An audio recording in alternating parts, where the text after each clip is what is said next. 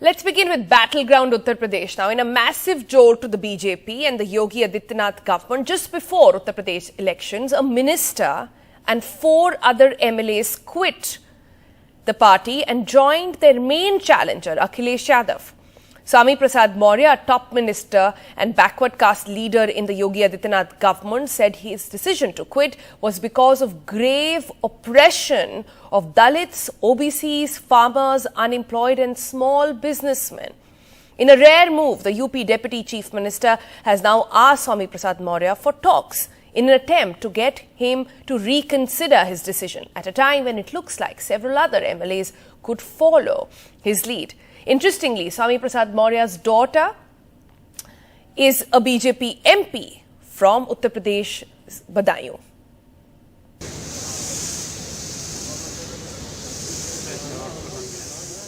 While Chief Minister Yogi Adityanath and his top leaders arrived in Delhi for an election strategy session, a shocker back home in Lucknow, a key minister and strongman from eastern UP quit the party. Along with him, 4 other BJP MLAs. From this image tweeted by Akhilesh Yadav, Swami Prasad Maurya's destination seems clear. The tweet welcomed Maurya and his supporters to the Samajwadi Party. योगी सरकार के मंत्रिमंडल से मैंने मंत्री पद से इस्तीफा दिया. The minister told NDTV he quit because he felt the BJP neglected backward castes. Uttar Pradesh के जनता के हितों की अनदेखी कर लगातार उनके विरोध में काम सरकार करती रही. मैंने उचित प्लेटफॉर्म पर कई बार उसका विरोध भी दर्ज किया. बात अनसुनी कर दी गई. नतीजा हुआ कि आज मुझे उत्तर प्रदेश सरकार मंत्रिमंडल से इस्तीफा देने का निर्णय लेना पड़ा. Maurya, a 5-time MLA and OBC heavyweight, had crossed over from the BSP to the BJP in 2016. His joining had bolstered the BJP's attempts to bring in non-Yadav OBC castes like Maurya's to take on the Yadav-centric Samajwadi Party. Now Akhilesh has been wooing this group, winning over Maurya. And some time ago, another non-Yadav OBC leader, Om Prakash Rajbhar, a former NDA ally.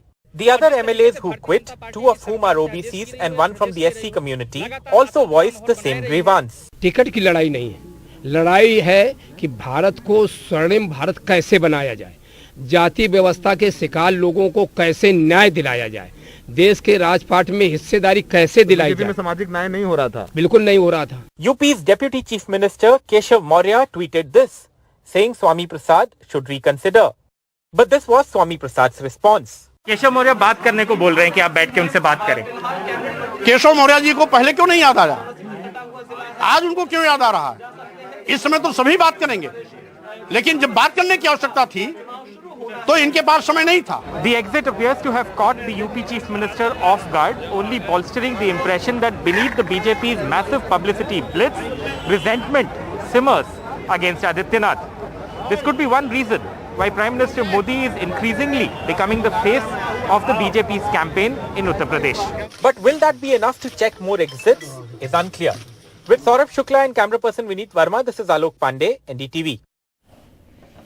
All right, from UP to Punjab now, where the latest Sidhuism, a month before Punjab polls, which is going to happen on Valentine's Day, is likely to raise the hackles in Congress's Punjab unit and among senior leaders. Why? Because Sidhu says it's the people of Punjab who will decide who becomes the chief minister and not the party high command. Interestingly, the banner in the background during Sidhu's press conference had pictures of Sonia Gandhi, Rahul Gandhi, Priyanka Gandhi and Navjot Singh Sidhu, pictures of Mr. Channi, who's the chief minister, and Sunil Jakar, another very tall leader, and the chief minister. All of them were not visible. ਉਹ ਭਾਈ CM ਬਣਾਉ ਪੰਜਾਬ ਦੇ ਲੋਕ ਤੈਨੂੰ ਕਿਹਨੇ ਕਹਤਾ ਮਿੱਤਰਾ ਕਿ high command ਬਣਾਉਗੀ CM? Who told you? Listen to me. Punjab ਦੇ ਲੋਕਾਂ ਨੇ MLA ਵੀ 5 ਸਾਲ ਪਹਿਲਾਂ ਬਣਾਏ ਸੀ. MLA ਬਣ ਗਏ ਜਾਂ ਨਹੀਂ ਇਹ ਪੰਜਾਬ ਦੇ ਲੋਕਾਂ ਨੇ ਡਿਸਾਈਡ ਕਰਨਾ ਹੈ. To another poll-bound state of Goa now, where the Nationalist Congress Party is in talks with Mamata Banerjee's Trinamool Congress and the Congress to fight the Goa Assembly elections together. The NCP chief, Sharad Pawar, in fact, made that very clear. This has been a speculation for a while. Goa also, remember, goes to polls on the 14th of Feb. Goa Congress party, Trinamool Congress, राष्ट्रवादी कांग्रेस, इनमें discussion चालू है और मुझे विश्वास है कि आगे 2 दिन में इसका अंतिम निर्णय हो जाएगा। बात अच्छी है कि उत्तर प्रदेश में कांग्रेस से आगे लड़ाई नहीं है। जहाँ तक मैंने अखबार में पढ़ा कि कांग्रेस पार्टी सभी कॉन्टेस्ट करने के लिए लगी है, तो उनका अधिकार है। इस बारे में हम कोई रिएक्ट नहीं करते। कोई पॉलिटिकल पार्टी हो वो सोच सकती है, तय कर सकती है कि अपने आगे की नीति क्या है। वही स्थिति गोवा में होगी तो हमें कोई शिकायत नहीं। All right, let's shift our focus to COVID, but let's begin with poll-bound states which continue to be showing a weekly case up of over 1,000%. Look at states like Uttar Pradesh over there, even states like Punjab, where cases are up in Uttar Pradesh about 1,433%, in Bihar about 1,500%, Rajasthan no different, Puducherry interestingly comes close to that, Madhya Pradesh as well, Punjab over 1,000%.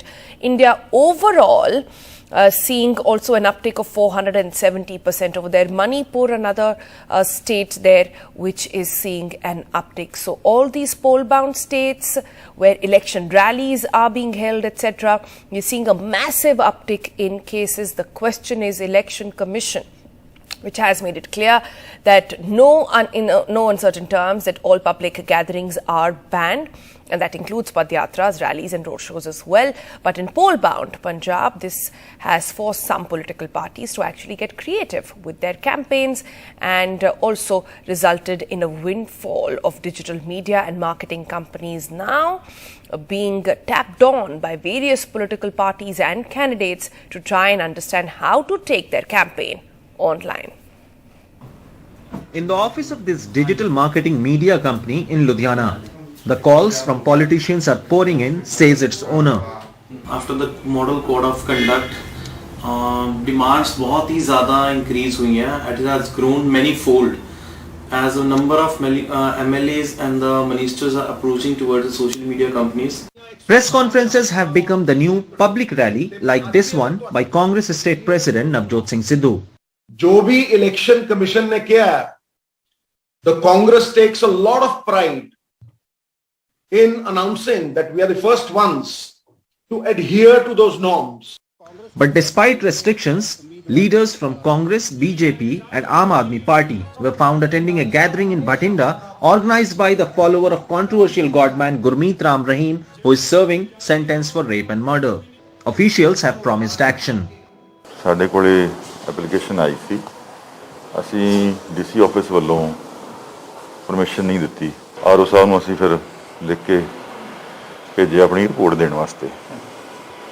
ਉਹ report ਸਾਡੇ ਕੋਲ ਹੁਣ ਆ ਗਈ ਹੈ ਔਰ ਉਸ ਦੇ ਮੁਤਾਬਕ ਅਸੀਂ ਫਰਦਰ ਇਲੈਕਸ਼ਨ ਕਮਿਸ਼ਨ ਨੂੰ ਲਿਖਾਂਗੇ ਜੋ ਗਾਈਡਲਾਈਨਸ ਮਿਲਣਗੇ ਉਸ ਮੁਤਾਬਕ। Leaders of the Akali Dal, which had kicked off its campaign, says not all voters have internet access. जो गांव में गरीब हैं उनके पास बेचारे को कोई स्मार्टफोन नहीं है, कोई साधन नहीं है, इंटरनेट नहीं है। Rather than saying blanket, they should come out with some. Maybe they should have discussion with a call an all-party meeting. It's for the first time that the political parties in Punjab will have to re-strategize their poll campaign in the wake of rising COVID cases. And only results will show whether digital mode of campaign really helped the political parties. In Chandigarh, Mohammad Ghazali for NDTV.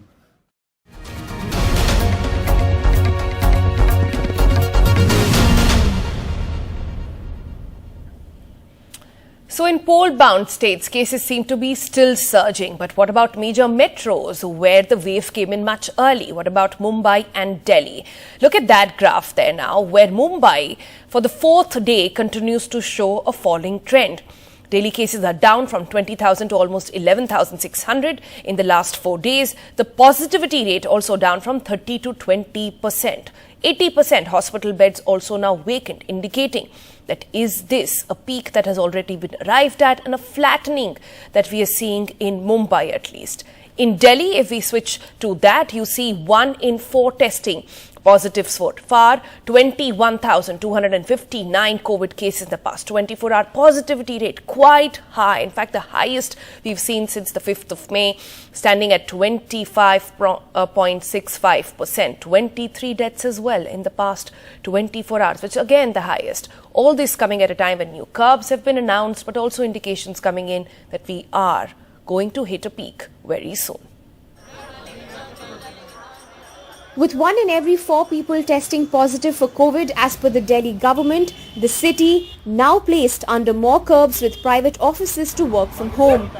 Private offices will return to the work from home model, whereas banks, farmers and insurance companies will be exempted, including courier services, microfinance offices, essential shops like groceries will remain open, gas stations will be allowed to function and the accredited press will be allowed to function. The Delhi Chief Minister insists there will be no lockdown. Lockdown नहीं लगा रहे. But that is not enough for low-wage migrant workers like 30-year-old Raja Kumar from Jharkhand, who is ready to return home. India Gate पे काम चल रहा है, steel fitter हैं हम और हम झारखंड से धनबाद से हैं और हम चाह रहे हैं कि अब लॉकडाउन वगैरह लग जाएगा तो यहाँ फंस जाएंगे, इसलिए सोच रहे हैं परिवार के साथ रहें, इसीलिए हम घर जाने के लिए हम लोग काफ़ी लोग हैं, 20-25 आदमी, सभी ने ये विचार बनाया है कि अपने अपने घर चले जाएं। 45-year-old Domo Mandal from Bihar says with curfews, his daily earnings as a tea stall owner have reduced by more than half. पहले लॉकडाउन में मैडम जी तो अचानक लॉकडाउन मोदी जी कर दिए, हम लोगों को टाइम नहीं दिए जो यहाँ से गांव जाने तक का। 8 बजे टीवी पर आते थे और लॉकडाउन लगा देते थे। लेकिन उन्होंने लगभग अभी कहा है कि लॉकडाउन नहीं लगाएंगे, लगाना नहीं चाहते, लेकिन फिर भी डर है आपको? मेरे को तो बहुत डर है, मगर हम कैसे केजरीवाल पर विश्वास करें या मोदी पर विश्वास करें? But restaurants forced to shut down all services except home deliveries are now struggling. For 40-year-old Vijay Sundaram, a restaurant owner, paying salaries and bills is a challenge once again. हमारे पीछे जो हमारे वर्कर्स हैं, जो हमें electricity bills रहेगा या फिर हमारा जो EMIs वगैरह है जो पे करना है, मतलब उसमें किसी भी तरह के हमें जो है राहत नहीं मिलने वाला है। बस रेस्ट्रिक्शन जो है वो पूरा अपना जो है जगह में उन्होंने इसको फिक्स कर दिया। Meanwhile, the city's community kitchens and NGOs say they are receiving requests for ration and relief material. With night curfews and weekend curfews already in place, businesses in the capital are just about wading through financial losses, while migrant workers still recovering from last year's shock. What they say is they no longer fear the virus. What they actually fear is a lockdown. With Sushil Rathi in Delhi, Shunakshi Chakravarti for NDTV. All right, moving on now. The Omicron variant of COVID-19 is almost unstoppable and everyone will eventually be infected with it. That's what the top government expert has told NDTV, also saying that booster vaccines won't really stop the rapid spread of the virus, stressing on the fact that COVID is not a frightening disease anymore and the new strain is milder and leading to much less hospitalization. He also said this is something we can deal with. We're dealing with quite a different virus, which is much, much wilder, but practically unstoppable. There are thousands of patients with Omicron who would suggest that the symptoms that they face are far more severe than just a common cold. Yet even in this particular case, O2 saturation does dip, perhaps not catastrophically. There is a jump in oxygen beds in hospitals. There is a jump even in oxygen in ventilator beds in ICUs and hospitals. It may not be as severe as Delta, but it's not a common cold, sir. That's not what people who have gotten this say at all, because many have recovered. Very good. That is exactly what it is. Maybe when I'm trying to get to you the important point which made the change in the decision, you should remember, first of all, I said it's almost unstoppable. Right. Because it's highly infectious. Right. If it comes in, majority of us will not know we have been infected. Probably more than 80% will not even know we are Dr. Mulyal, have we given up on our COVID policy? That is it now inevitable that we'll all get it? Is that what you're saying? That is correct.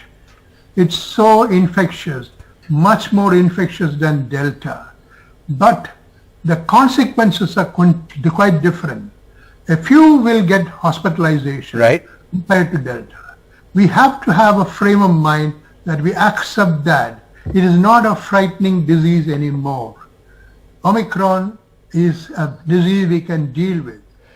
So we are all going to get Omicron. You're saying this, that, I mean, not all, Exactly. but the chances are that all of us will end up getting it in a finite period of time.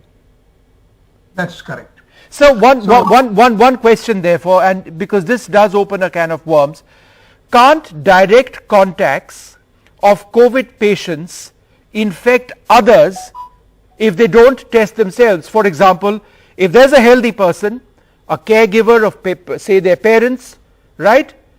Omicron is so transmissible, that individual picks it up, the young person who's healthy, maybe asymptomatic, maybe mildly symptomatic, they go out into society and they end up infecting possibly senior citizens or those with comorbidities. We have a burden of comorbidities in India, sir, for all sorts of reasons. Are we therefore not letting our guard down? Yes, that is a expected question from everybody. The point is that there is a way we can block certain infection.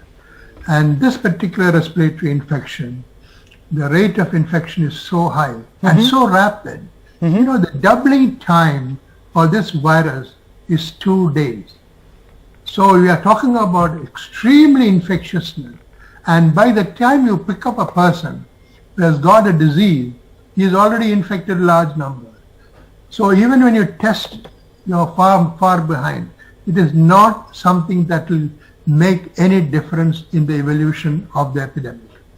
Everywhere the story is same. Right. Rapid climb.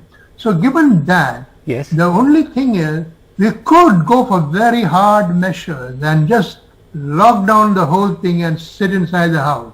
How long? And also, even that won't make a difference. Right. But the point we have to remember, when you compare Delta and Omicron, it's such a milder disease. Right. You have to emphasize again and again. Right. Just to change the mindset of the people.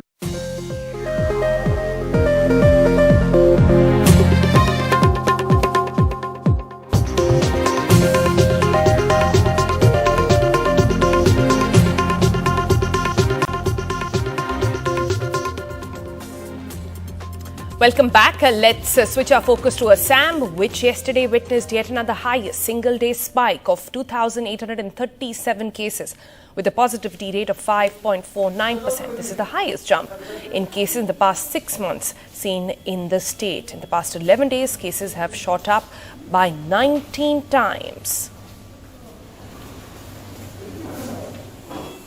Joining us at this moment is the Deputy Commissioner of Kamrup Metro District, Mr. Pallab Jha. Now, Guwahati, actually the Guwahati city makes the larger part of your district.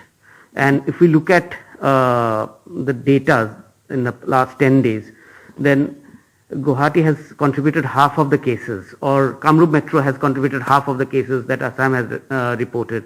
And also the positivity rate is almost double of what the state is reporting. How are you mitigating this situation? Because this is the biggest city of the state, this is the biggest city of the region.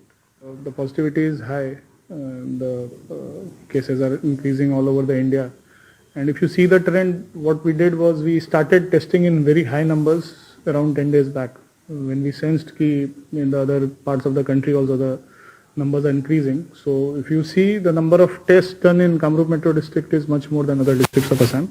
So, and also Kamrup being a big city with a lot of inflow from all over the country and also from international returnees. So the positivity is high, but we are monitoring the situation. We made testing at airports and railways more stringent in last 10-15 days, and also a very robust home isolation monitoring team we have created now. Your concern remains that this third wave comes at a time when Assam is preparing for the Bihu. And you have the Bihu Melas happening. and we did see your team doing rounds of the Bihu Melas as well, but then there is also crowding taking place. How are you mitigating the... We are mostly in touch with the various organizers of functions and all. Since no express restrictions have been put as of now, we are still monitoring the situation. So we are requesting them, and I see that in last 2 days there has been remarkable increase in number of people wearing masks. You see the vaccination figures from last 2-3 days, even vaccination has increased.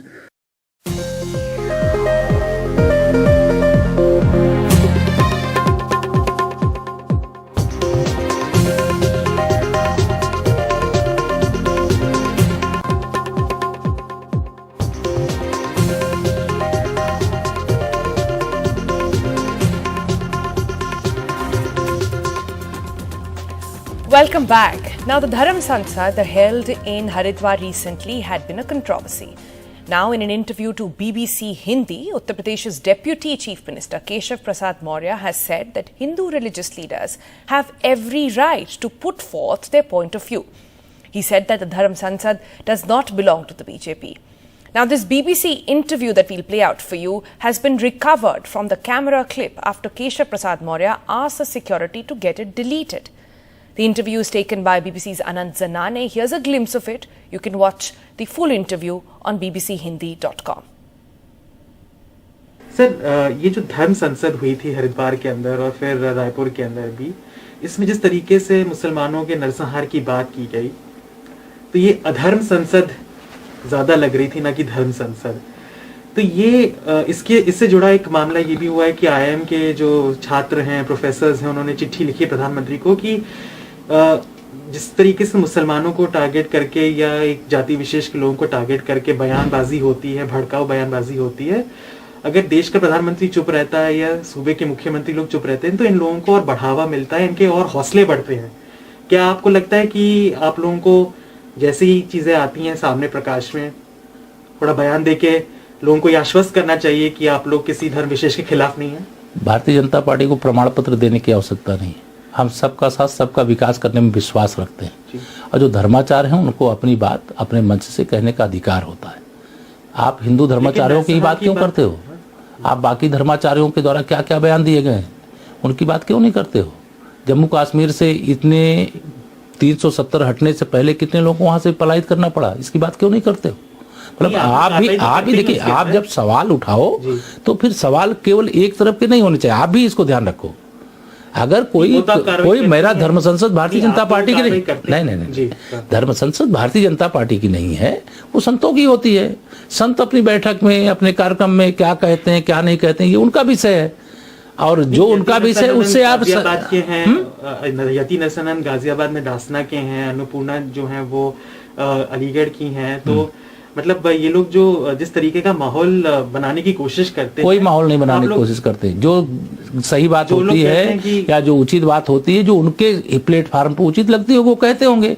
मैं तो चूंकि आप ऐसे सवाल लेकर के आ रहे हैं जो राजनीतिक क्षेत्र से जुड़े हुए नहीं हैं और उन चीजों पर मैं अभी देखा भी नहीं हूँ कि जिस विषय को आप मुझसे चर्चा कर रहे हैं. लेकिन जब धर्माचार्यों की बात करो तो धर्माचार केवल हिंदू धर्माचार नहीं होते हैं, मुस्लिम धर्माचार भी होते हैं, ईसाई धर्माचार भी होते हैं. और कौन कौन क्या बातें कर रहा है उन तीनों चारों बातों को एकत्र करके सवाल करिए. मैं हर सवाल का जवाब दूंगा. आप विषय पहले बता दे तो मैं आपको तैयारी करके आपको जवाब. मैं तो चुनाव की बात ही कर. तो आप चुनाव की बात करो. ये सब चुनाव के आसपास ही हो रही है, इर्द गिर्द नहीं. ऐसा नहीं, आप हर चीज को ऐसे मत जोड़िए. आप पत्रकार की तरह बात करिए. आप ऐसे नहीं, आप पत्रकार की तरह बात नहीं कर रहे हैं. आप जैसे किसी मतलब विशेष उसके एजेंट हो. नहीं, एजेंट मैं बात नहीं करता आपसे. नहीं. हम लोग इलेक्शन पे बात कर आप गुस्सा मत कीजिए. इस तरह बातें नहीं करता. नहीं मैं आप करो क्योंकि. All right, moving on now and getting you news from down south where the Foxconn India factory, which had been shut for a while now, reopened starting today. It's the one which manufactures iPhone plants. It is reopening now after 3 weeks of shutdown. It had closed on the 18th of December following protests. Over 250 Foxconn workers fell sick with food poisoning. COVID tests for women workers returning to work outside this dormitory run by Foxconn plant for Apple phones. The plant partially reopens on Wednesday, 3 weeks after it was shut down. In December, around 4,000 women took to the streets after more than 100 workers, predominantly women, suffered food poisoning. At the protesting site, they alleged food at Foxconn's dormitories was stale, the toilets unhygienic, inadequate and without running water. Worse, up to a dozen of them were forced to share small rooms. At this college hostel turned dormitory, Foxconn workers are being allotted new rooms. This is one of the improved dormitories of Foxconn where many workers are getting ready as it begins to resume its operations, but none would speak to us. What do you work as? And have things been improved now? Have they changed situation here, the food and... Please talk to them. Now, have they made some changes now? No. Though protesters spoke to media last month, now many say rules don't permit them to speak. Foxconn makes the latest models of iPhones at this plant. After the December protests exposed labor conditions, Apple, the trillion-dollar company, put its contractor Foxconn on probation and demanded rapid action. The Tamil Nadu government also told Foxconn to improve amenities at its hostels and obtain the collector's approval before reopening. In a statement, Foxconn Honhoi says it's taken corrective action with a rigorous monitoring system to allow workers to raise concerns even anonymously. Basic infrastructure for a woman in a workplace is much needed, as their toilets and their work environment and of course their canteens. We request the regular monitoring from the government. The poor working condition of Foxconn employees has come as a huge embarrassment for Apple too, just as it's for Foxconn.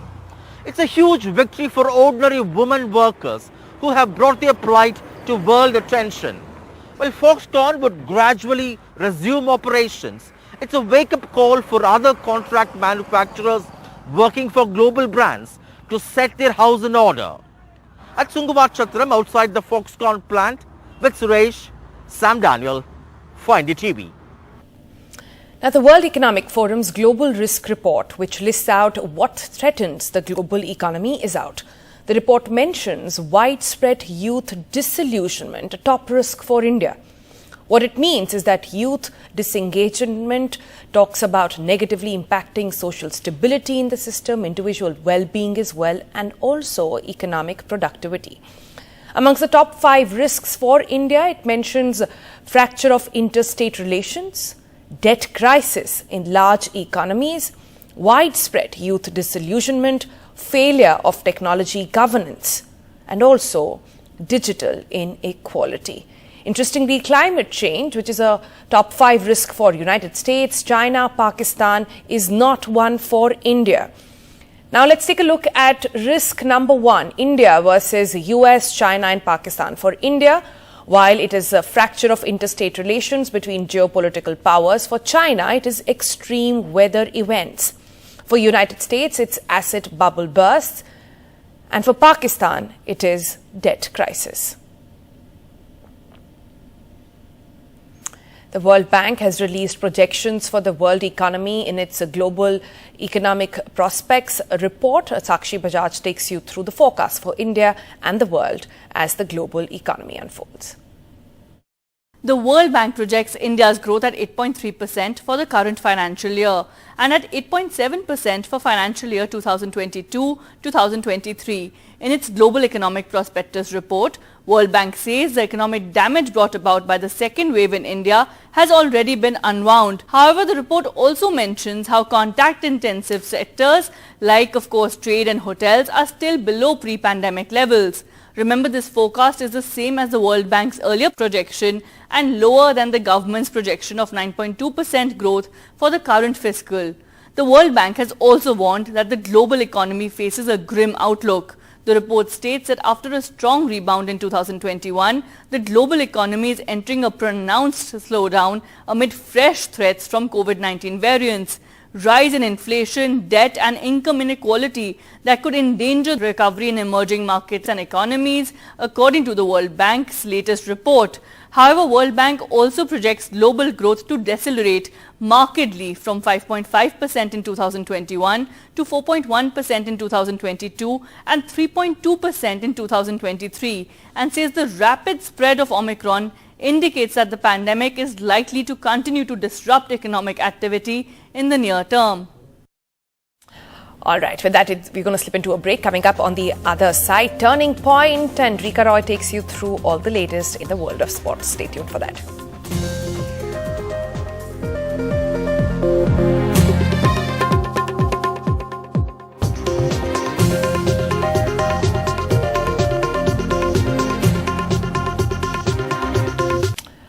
Hello and welcome. It's 9 a.m. by the clock. This is the second hour on Good Morning India. I'm Sonal Mehrotra Kapoor, beginning with all the politics now. In a massive jolt to the BJP and Yogi Adityanath just before the Uttar Pradesh elections, a minister and 4 MLAs quit the party and joined the main challenger for the BJP, Akhilesh Yadav.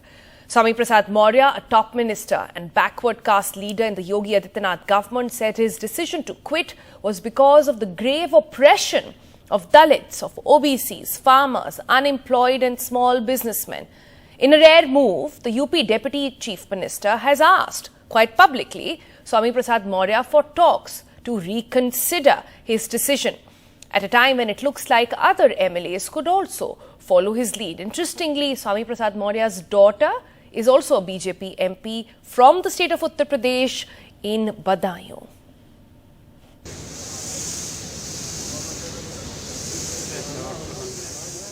While Chief Minister Yogi Adityanath and his top leaders arrived in Delhi for an election strategy session, a shocker back home in Lucknow, a key minister and strongman from eastern UP quit the party. Along with him, 4 other BJP MLAs.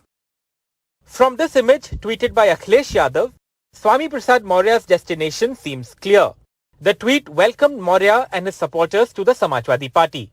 योगी सरकार के मंत्रिमंडल से मैंने मंत्री पद से इस्तीफा दिया. The minister told NDTV he quit because he felt the BJP neglected backward castes. Uttar Pradesh के जनता के हितों की अनदेखी कर लगातार उनके विरोध में काम सरकार करती रही. मैंने उचित प्लेटफॉर्म पर कई बार उसका विरोध भी दर्ज किया. बात अनसुनी कर दी गई.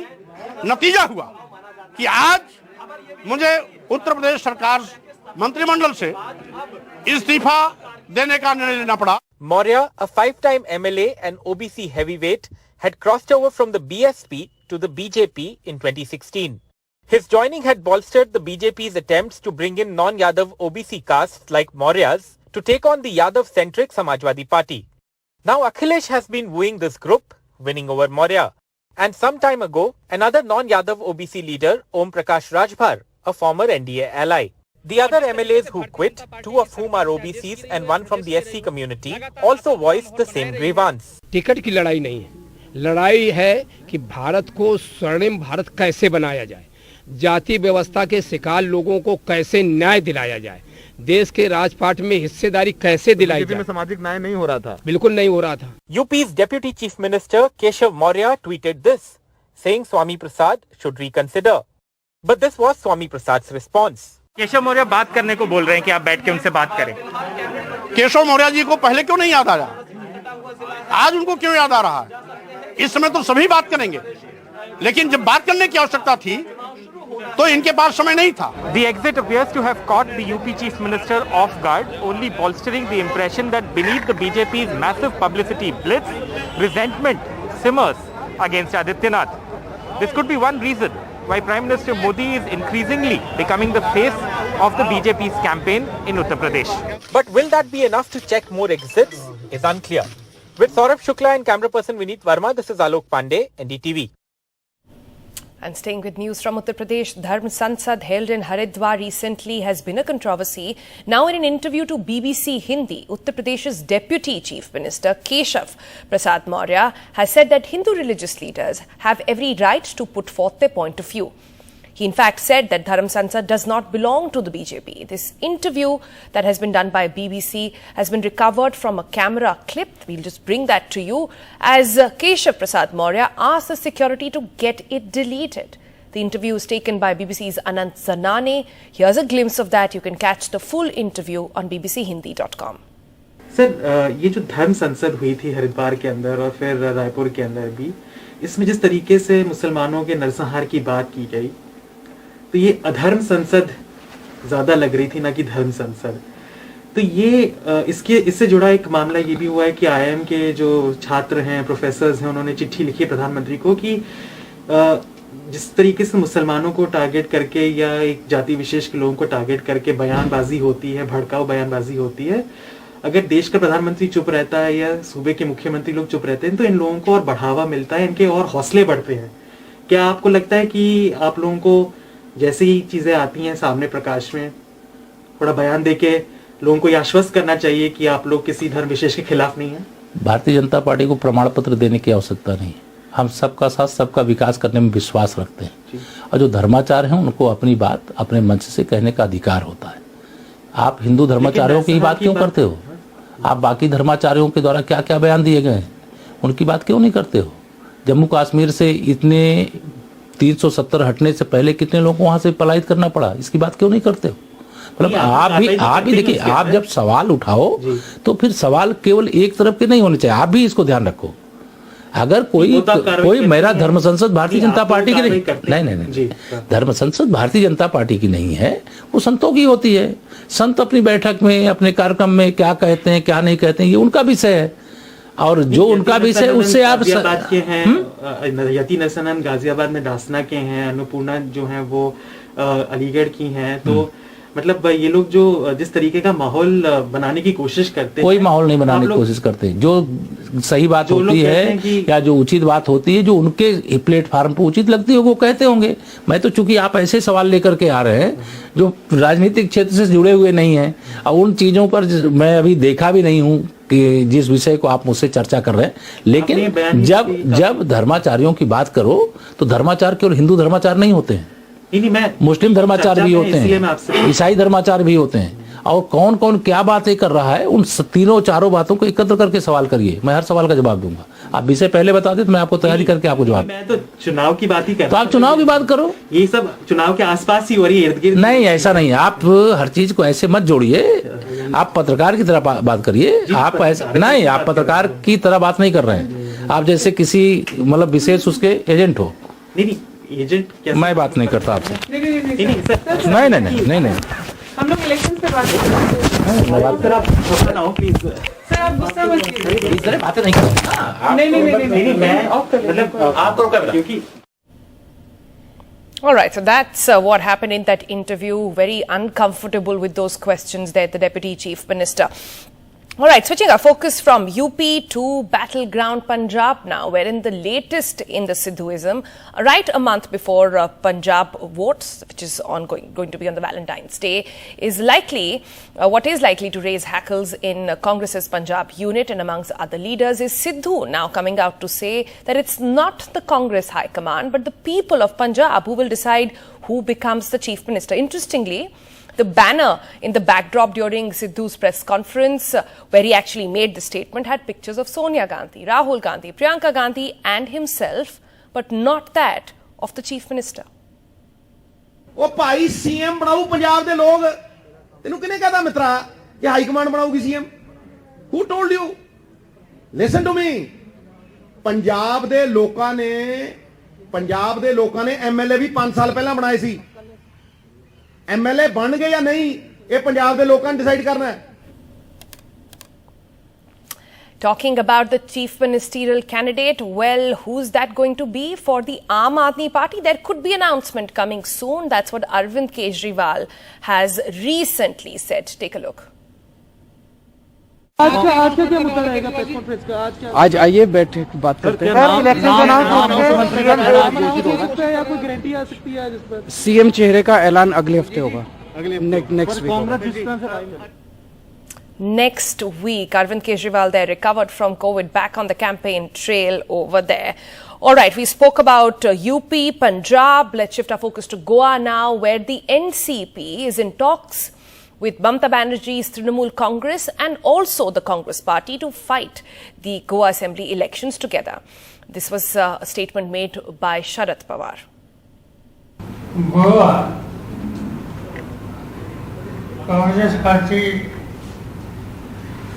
Trinamool Congress, राष्ट्रवादी कांग्रेस इनमें डिस्कशन चालू है और मुझे विश्वास है कि आगे 2 दिन में इसका अंतिम निर्णय हो जाएगा। बात अच्छी है कि उत्तर प्रदेश में कांग्रेस से आगे बढ़ाई गई है। जहाँ तक मैंने अखबार में पढ़ा कि कांग्रेस पार्टी 26 कॉन्टेस्ट करने के लिए लगी है, तो उनका अधिकार है। इस बारे में हम कोई रिएक्ट नहीं करते। कोई पॉलिटिकल पार्टी हो वो सोच सकती है, तय कर सकती है कि अपने आगे की नीति क्या है। वही स्थिति गोवा में होगी तो हमें कोई शिकायत नहीं। All right, with that, we're going to slip into a break. All the COVID-related news coming up in a moment from now.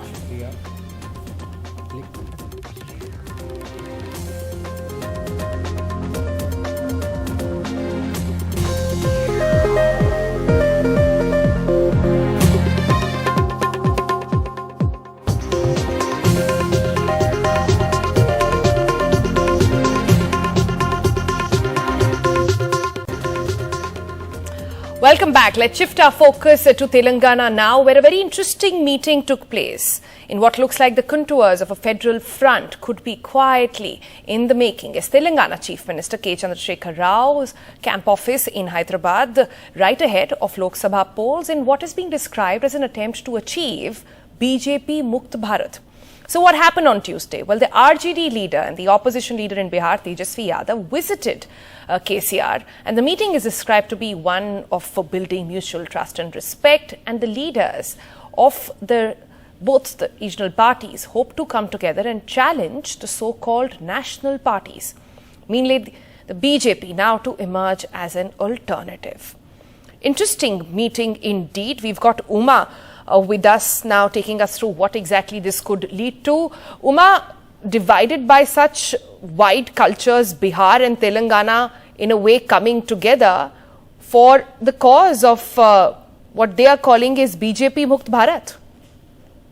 Yes, indeed. Both these parties, in fact, many regional parties are talking about coming together to have a BJP Mukt Bharat, and KCR certainly wants to lead the way in this. Yes, yesterday Tejasvi Yadav, accompanied by former senior minister Abdul Bari Siddiqui, as well as MLC Sunil Singh and Bhola Yadav MLA, all of them came in fact, by a special flight from Patna. They flew into Hyderabad, went to the camp office, met KCR along with his son, who also happens to be the working president of the Telangana Rashtra Samiti, plus Rajya Sabha MP Joginapalli Santosh Kumar. All of them sat together, and in fact KCR even had a telephone conversation with Lalu Prasad Yadav, and in fact said that he should return to active politics and play an important role in national politics. And on his part, we are told that Lalu Prasad Yadav had congratulated the Chief Minister and in fact urged him to take on a national leadership role in forging such an alliance of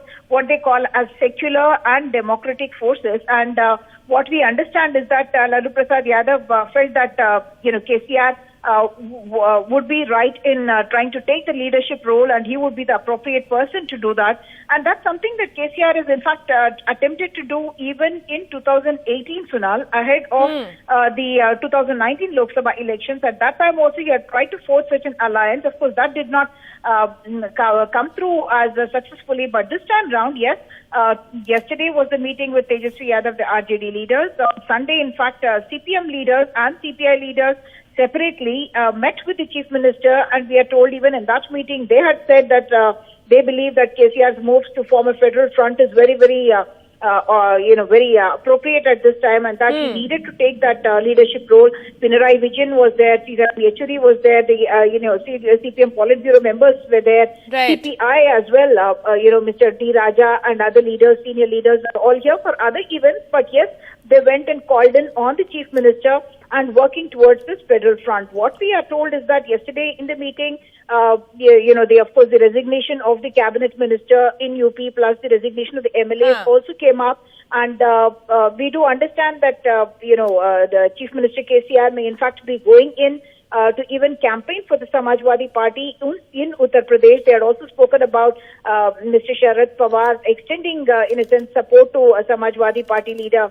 Akhilesh Yadav. And they believe that this is a time for all of them to get together and work out a very, very detailed strategy. I must point out that, just last month, KCR had in fact gone to Tamil Nadu for a temple visit, so to speak, but subsequently he had also met with the Chief Minister, Mr. M.K. Stalin, and his family members. It was a family visit, but certainly political overtones, because all these parties have been talking about this non-BJP, non-Congress federal front that they want to forge together.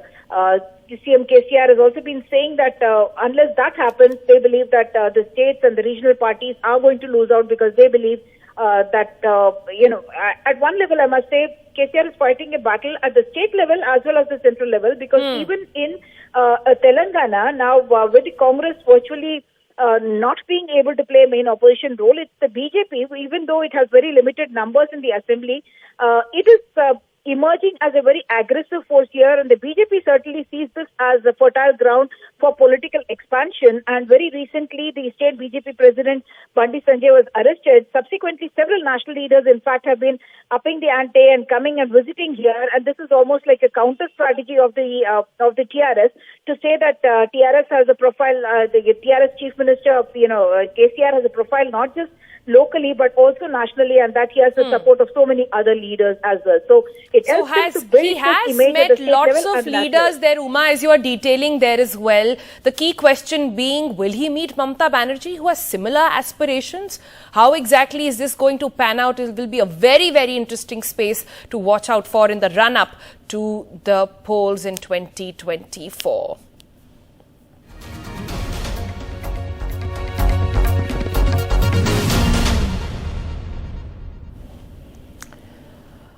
Let's talk about COVID now, and the numbers of the past 24 hours have just come in. Let's take you through that. 1,94,000 COVID cases in India have been reported, which is 15.8% higher than yesterday, and the overall positivity rate at the moment, the daily positivity rate stands at 11.1%. So numbers overall in the country are higher, 15.8% today. The number of people who caught COVID and reported it in the past 24 hours are over 1,94,000.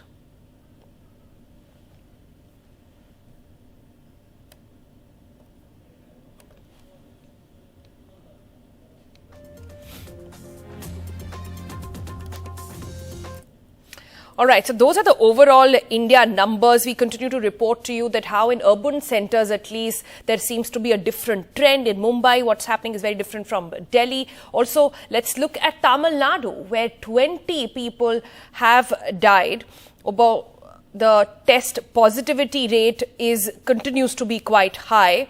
Those who have tested positive in Chennai also remains to be a good number over there, and a worrying number really. And restaurants, this happens across Tamil Nadu, have suffered a severe hit as well, and businesses yet again due to the curbs that have come in, especially for the dine-in places. Sam Daniel joins us for the very latest.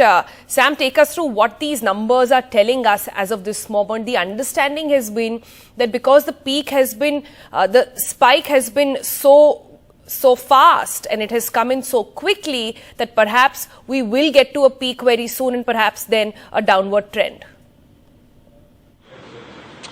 That's right. Tamil Nadu has crossed 15,000 Sonal, and the projections say Chennai alone could touch 3 times the number what we saw during the second wave, and that could touch in that sense 21,000, because earlier we had 7,500 as the peak in Chennai during the second wave peak. And authorities are, in that sense, preparing fully in terms of keeping more than 1 lakh hospital beds ready across Tamil Nadu. And one silver lining, they say, is that the present, although there are hike in number of cases, they don't see lung infections, they don't see a demand for oxygen beds or ICUs, and they hope this will continue. But at the moment, there are many restrictions put in place, including over the last 2 Sundays. The last Sunday and the coming Sunday, we will have a complete lockdown. I come to you from a restaurant where at the moment they can have only 50% dining. And over the last 2 years, restaurateurs say more than 30,000 people, 30,000 restaurants have shut shop because of the closure, because of the other financial challenges they face. And with me, 4 restaurateurs, Japtej, Vignesh, Sriram and Sandesh, thank you all very much for your time. 30,000 restaurants shut down. What's the present crisis and what's the worry amid the third wave? So just to give you a perspective of the industry as such, we are the second largest employer after agriculture, contribute to about 3% of the GDP. So the survey that NRAI, National Restaurant Association of India, had done after the first and second wave, it concluded that almost 30% of the restaurants have shut permanently and 2.5 million people have lost their jobs. Right. So that's a very, very large number as such. In Tamil Nadu, that number is about 50,000 people have lost their jobs, and again 30% restaurants have shut permanently. Vignesh, what forces restaurant owners to shut shops, to close? There are various reasons. Primary being, let's say, the high rentals. Most of the restaurants we sign on long leases. There's no revenue sharing. 90% of the agreements are such. And then there is the bigger problem on the ballooning prices for raw materials. For example, the gas and fuel. And then you have, the limited time operation times that we can have. That with the wafer thin margins, there's salaries, yes, that's another bigger factor, because if you don't operate much and you can't work with a large workforce. Sriram, you actually shut a few restaurants and moved towards the cloud kitchen. Yes. Tell us about that. So we had a lot of physical restaurants which we shut, and we had to convert into the cloud restaurants, and the online aggregators are also not helping now because of the perception is that there's a huge demand for food online. You order through Swiggy or Zomato, and the perception is you make a lot of money still. No, there is a huge demand for food online, but then that does not mean that it converts into money. We don't make a lot of money because of the higher commissions and the stuff and the restricted times we have right now. Exactly. So a lot of your profits go for as commission for this? To the aggregators. A lot of our profits. So it's not very profitable at the moment, over the last 2 years. Right. Sandesh, you also run bars. What kind of difficulties you face? So I think what seems to be the issue currently is that there is a lot of licensing requirements that are being enforced regardless of whether we operate or not. For both bars, restaurants, I think the industry as such. And a lot of arbid, imposition of these regulations that are very ad hoc by local administration, right? Sometimes, even though the permissible time might be till 10 o'clock, they'll suddenly come in and say you have to shut at 9. And this has a lot to do with even just very random enforcements of these laws, and that's complicating things that's already It's also true that many restaurants violated in terms of physical distancing, in terms of allowing more than the permitted number of people. It is true for any industry that you see violators are there. It's across for every industry.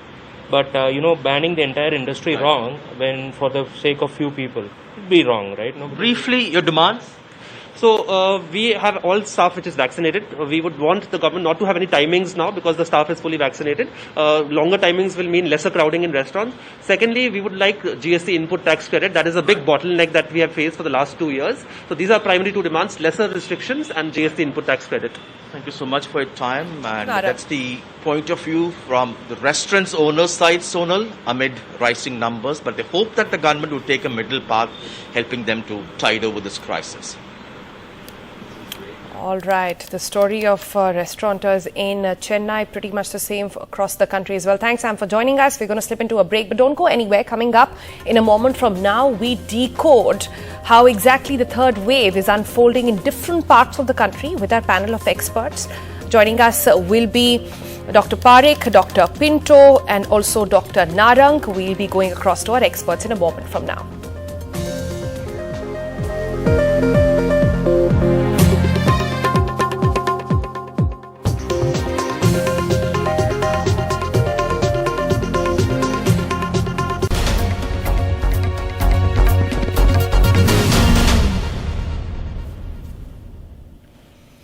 Welcome back. We're looking at COVID figures now and how exactly is the third wave unfolding in the country. The latest numbers have just come in and they've gone over 190,000, slightly higher than yesterday as well. But if you look at different parts of the country, they're showing different trends in how exactly the third wave is going. For example, in poll-bound states like Uttar Pradesh, like Punjab, you see an upward trend.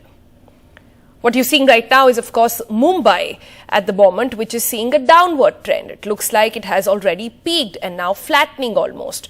If you look at Delhi, then you find a different trend altogether. In Delhi, it is 1 in 5 who are still testing positive. The positivity rate is still at over 25.65%. This is the highest that we've seen in the national capital since 5th of May, that is. There have been 23 deaths in the past 24 hours as well.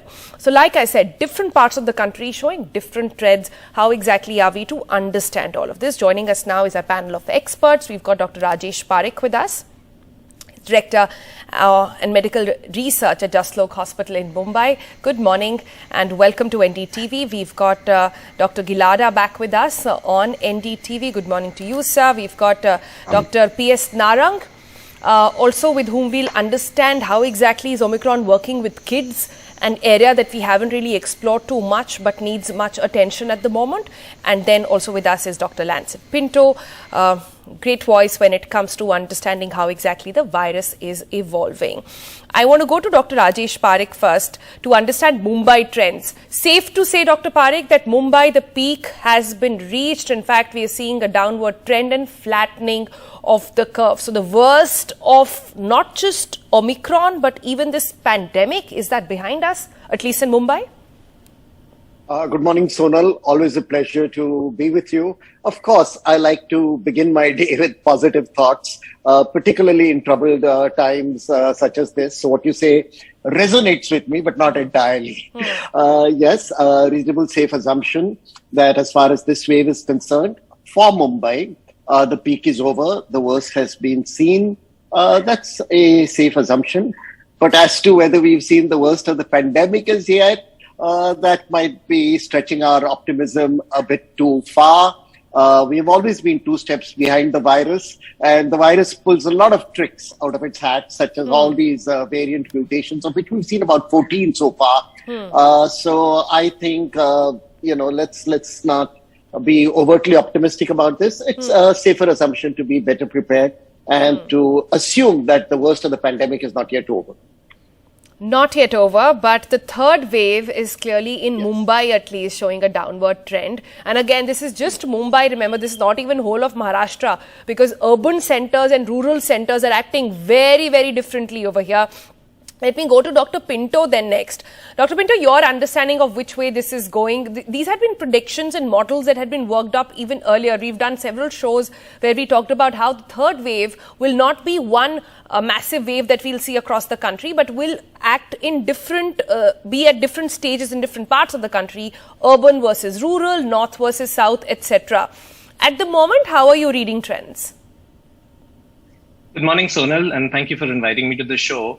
I think it's very reassuring that Mumbai numbers are going down. I think some red flags have been raised in the fact that a lot of people have been doing rapid antigen kits at home, and that's not reflected in the true numbers. But that being said, the testing hasn't dropped down significantly, and yet the numbers are going down. So I think that's a reassuring trend. In fact, numbers say the testing has gone up, and yet the cases go down, and that's what's been a massive indicator for Mumbai at least. Exactly. So I think that's very reassuring news. Secondly, at the end of the day, what we are really interested in is whether hospitalization rates go up, whether oxygen requirement goes up. And it's been a good 2 weeks since the whole wave began, and we've not really seen a huge surge in the requirement for oxygen, for example. And I think that's again a reassuring trend. Now, I think the caveat that's important for the rest of the country is that Mumbai probably has one of the best vaccination rates in the country. And maybe that's what's really protected us to a great extent. And that's the trend we've seen in heavily vaccinated countries across the world as well. It's the unvaccinated that we are really concerned about. And if you look at the past 2 waves as well, the trend begins in the metros and then spreads out to the rest of the country. So if the rest of the country does not have vaccination rates as high as Mumbai, we need to be very cautious in extrapolating what's happening in Mumbai to the rest of the country. But would you say in Delhi, when you look at the numbers here, also a place which is has good vaccination figures at the moment, would sort of follow that trend? The health minister has already indicated that according to his understanding, this week should be Delhi's peak. No, hopefully it will follow that trend. And if you look at whether it was South Africa or you look at the UK, for example, I mean, there are reassuring indicators that this is how Omicron generally behaves. You know, you have a quick surge and you have a quick decline after that. Now, hospitalization usually is reflected in vaccination rates. So I think that's the most important indicator for us. But I think there's a lot of reassurance from across the world that this is generally going to be the trend. There's going to be a huge surge and a quick decline after that. And you know, there is a lot of reassurance in that. Huge surge and a quick decline over there. That's what we're expecting. Let me go to Dr. Gilada then. Dr. Gilada, just yesterday, NDTV spoke with one of the top scientists who are actually consulting and giving his expertise to the government on this matter. And he came out very clearly to say that everybody is going to get Omicron. According to him, it is unstoppable. According to him, booster doses, we are already too late or will simply not stop Omicron. You should still get it though. Just want to keep reminding our viewers that you still should go out and get your booster shots. But according to him, this is simply a virus which cannot be stopped. And it is also the beginning of the end of the pandemic with this wave. I agree with the scientist on one thing, that booster at this stage will not help. Because when if it is already surging, providing booster at this time is very challenging. For example, somebody could be already infected or incubating the virus and still going for booster. So that is going to have a major cytokine storm in that kind of person. We have seen that happening in our own clinic. Number two, whether everybody will get, yes, it is too early to say, but it's possible that wherever we are seeing infection, everybody in the family, everybody in their servants, workplace, they are getting it. So, and a lot of people are testing at home, so we will not know the clear picture. And not everybody is testing at home. That they, out of 4 or 5 people, one test. And now according to ICMR, you don't even need to test. Yeah. Unless you are symptomatic. Yeah, ICMR had earlier also, when they started a home testing, they said that there's a QR code and people should report. But nobody reports. So number one, everybody doesn't need to be tested. There is no need of a testing after you are recovering or when you are asymptomatic. And thirdly, a lot of people are going to test at home. And they are not going to report at all. Okay, I do want to say this caveat over here that those who are vulnerable, are elderly, those with comorbidities still need to be very, very careful. While we talk about this trend and talk about how Omicron is much, much milder, not mild, just milder at the moment. And we still are to learn a lot more about this virus. These people continue to be watched very, very carefully. Another subset, however, which also we don't know how, or we don't have a clear study on how it's actually responded to Omicron, is kids. And Dr. Narang is with us. He's been looking at several trends that are emerging out of his clinic and several others. Dr. Narang, how are you seeing kids respond to Omicron? And I just also wanted to understand symptoms in terms of medication. Is that different from adults? What are you seeing? Thank you, Sonal, for inviting me. And I think Omicron in kids, in the first wave, it was around 2%. In the second wave, around 7%. Although for the third wave, we don't have the exact figure because, as everybody is saying, people are not testing kids. If one person in the family is positive, they assume that the kids are also positive. The kids are, number one, are having more fever as compared to adults. And that may be because they are not vaccinated. But the good thing is they are responding within 2 to 3 days. And so many kids are very, very asymptomatic. And they may be just having a excessive cry. I mean, for few months old children, like 3 to 6 months, they come to the clinic and they say it's just crying. Is the appetite down? But when you ask the family history, then definitely some persons in the family are having symptoms which are mild, like URI or fever, and they go, because they go so quickly, they don't think that the child has picked up the infection. But the children are getting asymptomatic infection. The children are getting children and kids is a very broad subset here. Anybody below 18 we are talking about. So if you could break it down for us. I understand sort of younger adults or teenagers, if we can call it that, those who are open to boosters also right now will respond very differently to say people in there or kids in their teens and also then toddlers. Yeah, we are observing that the kids from 12 to 18 are showing more fever, and the fever is spiking like 102, 103, 104. But again, they respond within 2 to 3 days. And but you're giving them symptomatic treatment?